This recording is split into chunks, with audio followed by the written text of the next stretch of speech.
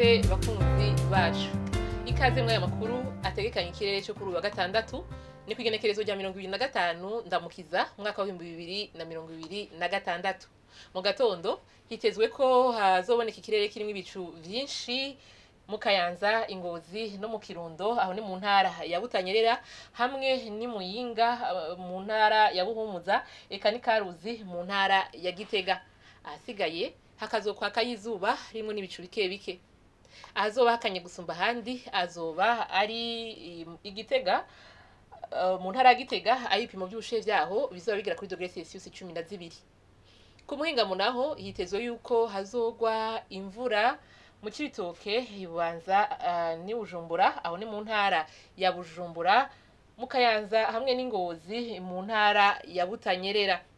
Ahazokwaka izuba hakongera hagacamwo n'ibicu azoba ari mu Rumonge hamwe n'Imakamba, aho ni mu ntara ya Burunga. Ahasigaye hakazorangwayo ikirere kirimo ibicu vyinshi. Aha hazoba hashushe gusumba handi naho azoba ari mu Cibitoke, aho ni mu ntara ya Bujumbura, aho ibipimo by'ubushuhe vyaho bizoba bigera kuri degre Celsius 29. Izuba ritekanijwe yuko rizoseruka igihe cy'isaha 12 zuzuye neza, rirenge igihe cy'isaha 12 zirenga ku munota umwe z'umugoroba. Nuko rero ni hana makuru ategekanye ikirere cyo kuri uyu wa gatandatu agarukiye. Mwakoze mwese kuyakurikira naho ubutaha.